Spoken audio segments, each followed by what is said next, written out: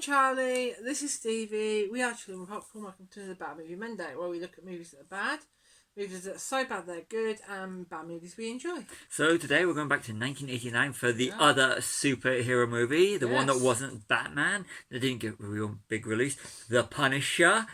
A runtime of 1 hour 29 minutes, directed by Mark Goldblatt, who's more well known as an editor. Yeah. Starring Jerome Carebe, Louis Gossett Jr. and Dolph Lundgren, hot off of Rocky IV and Masters of the Universe as Frank Castle the Punisher. Also, Robert Mark Kamen, who wrote Karate Kid, is in his own one and only producer role, made on a budget of $9 million. And the one bit of trivia that I found, which I thought was rather fascinating, thank you IMDb, despite unfounded rumours that Marvel didn't grant filmmakers use of the skull logo, the comic book company actually supported the production of the film and was involved. Figures such as Stan Lee, Carl Potts and Tom DeFalco served as consultants, but not as much as they would since the 2000s. At the time, Marvel was actually owned by production company New World Pictures, who bought the comic book company and their characters a couple of years prior. So the company that made it was basically Marvel. At the time, New World Pictures was Marvel Comics.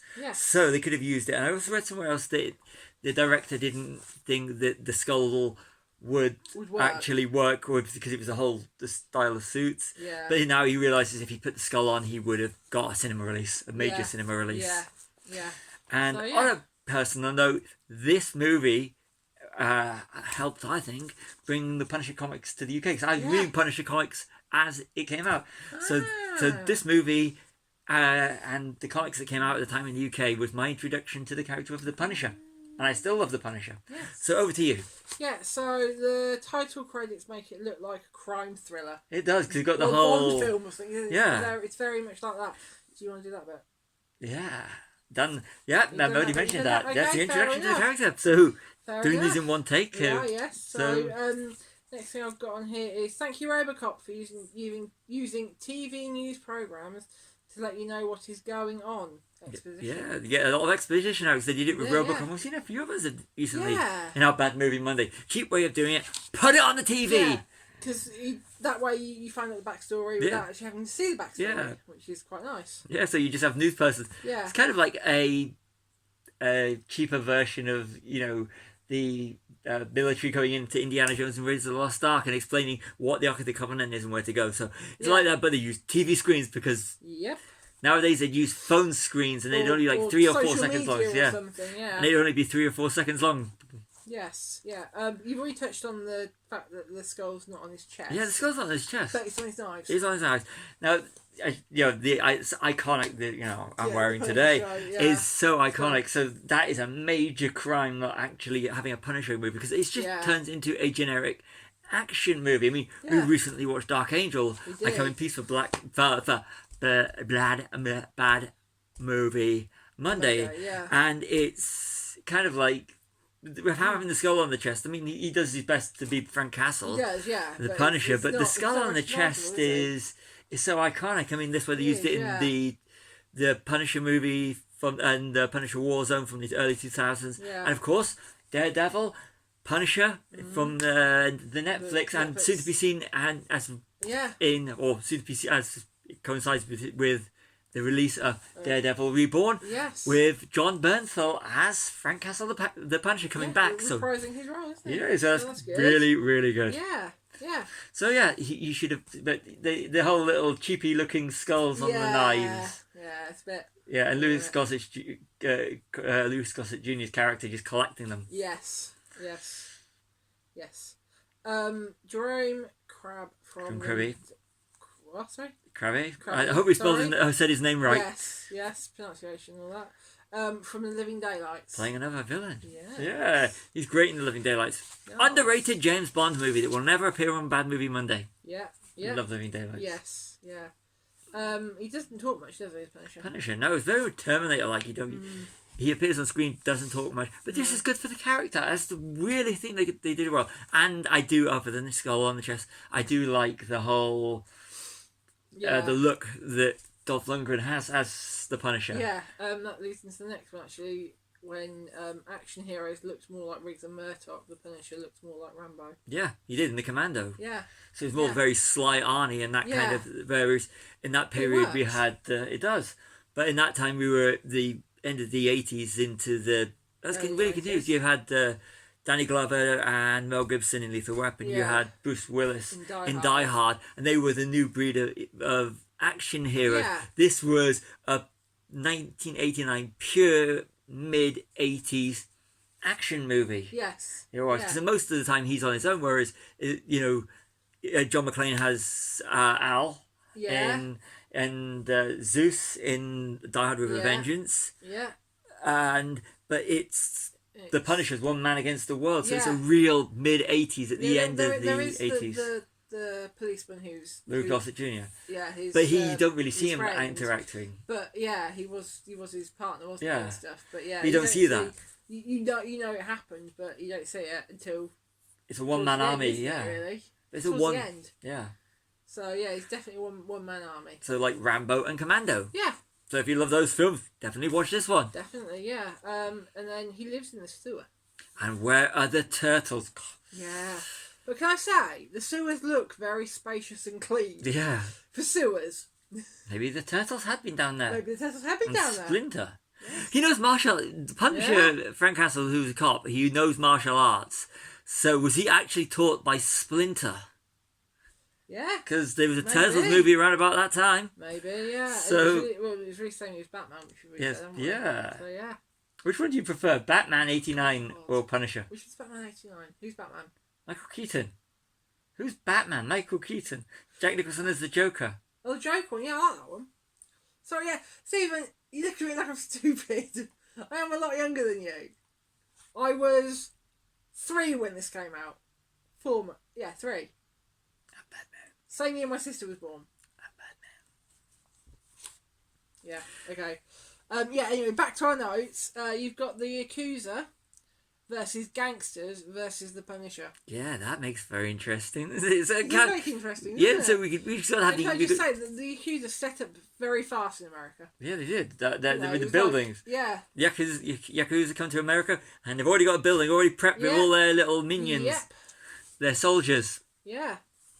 Yeah, so with the whole Yakuza thing. The whole building with them all training. Yeah. And they've got them all over fast, considering you only see them on a small boat that wouldn't be able to take that many in at the start of them when you see them introduced. They're working on child slavery, aren't they? Yeah. They've just stolen the gangsters' children to punish the gangsters for some reason and wanting to put them into child slavery. So they do a little bit topical and a little bit of seriousness in it, which is kind of overlooked because of the whole action, the Punisher getting revenge for the murder of his family. So it's kind of like the whole that slavery thing. It's just a little bit in the background. This is what he's going to do to the bad guy's children. But it's more to do with like Frank Castle killing everyone for what things. But he is willing to save the bad guy's children. Yeah, he does save the children. Yeah. Which I think, but that gives him humanity, doesn't it? Yeah, he has a heart. He has not lost when Frank Castle became the Punisher, he didn't lose his heart. Which is really nice to see. So, question for you and for you guys. Would this have been better if it was just a generic action movie? It would have been held in a better light. Yeah, do you think it would have done better at the box office if it was just a generic action movie? It wouldn't have got people in to see it.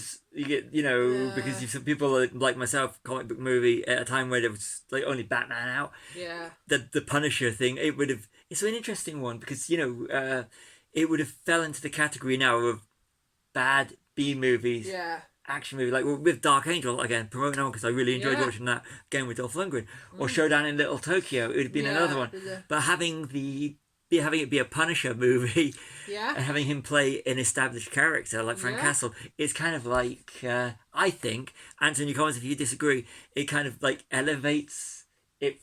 It's a B movie, but it's a B movie that's... let's watch it because it's the first incarnation of the Punisher. It's like Howard the Duck in '86, produced by George Lucas.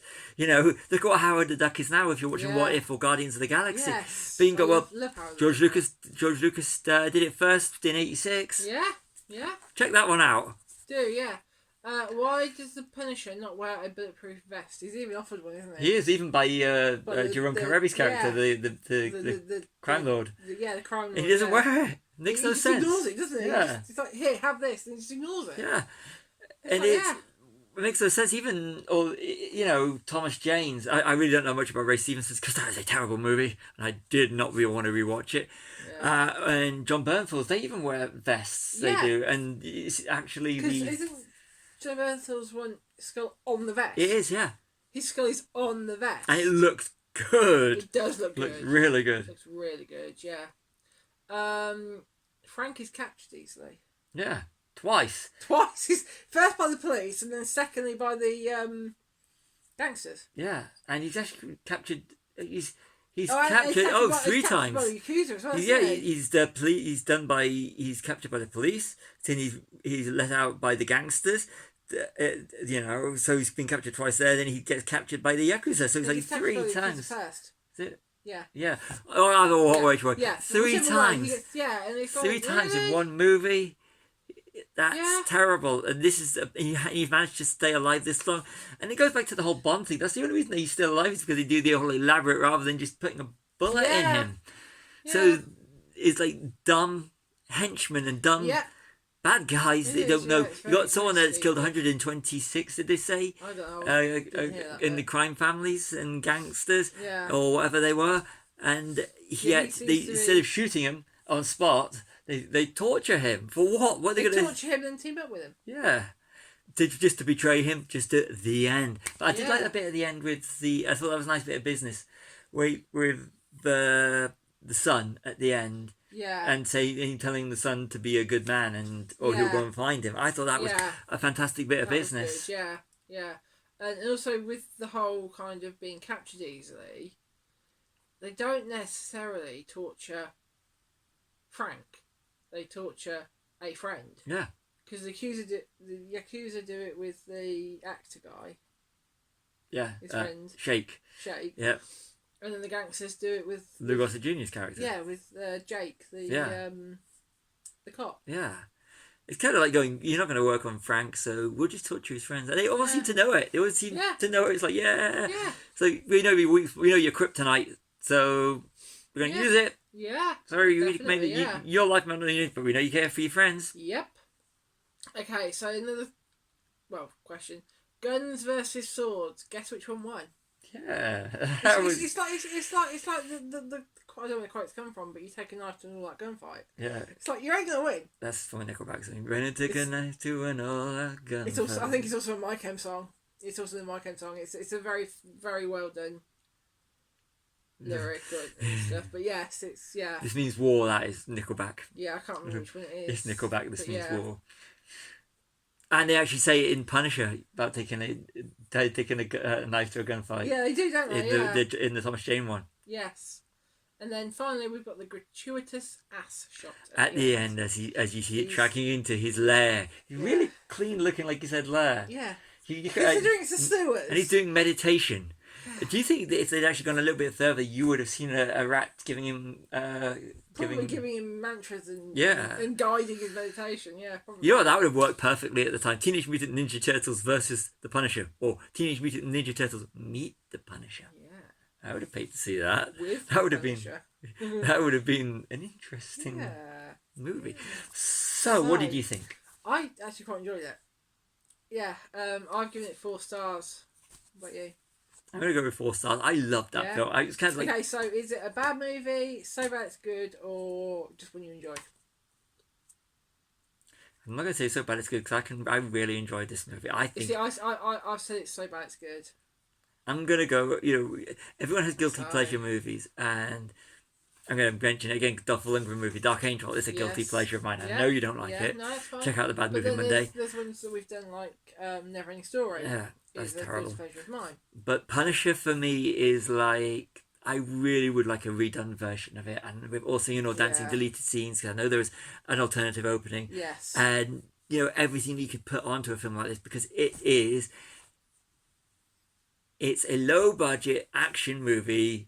And Dolph Lundgren is good as the Punisher. He's a bit, if you look at like modern ones, you like your Thomas Jane and your John Bernthal. He's got they who are more average sort of. I know they're tall, but they don't have that bulked up Rambo, Sylvester Stallone, Yeah.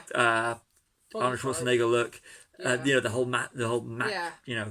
But whereas, for Dolph Lundgren, who is great, and he's I really like Dolph Lundgren. I think he does the performances. It is an action movie. This is an 80s action movie. Yeah. And I think he gives for what it is, he gives a good performance as a character. Yeah, he does, And, I mean, it's enjoyable. Yeah.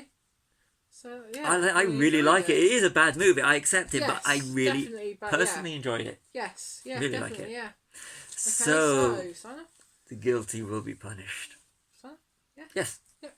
So I've been Charlie. This has been Stevie. We are Chilling Popcorn. Like and subscribe.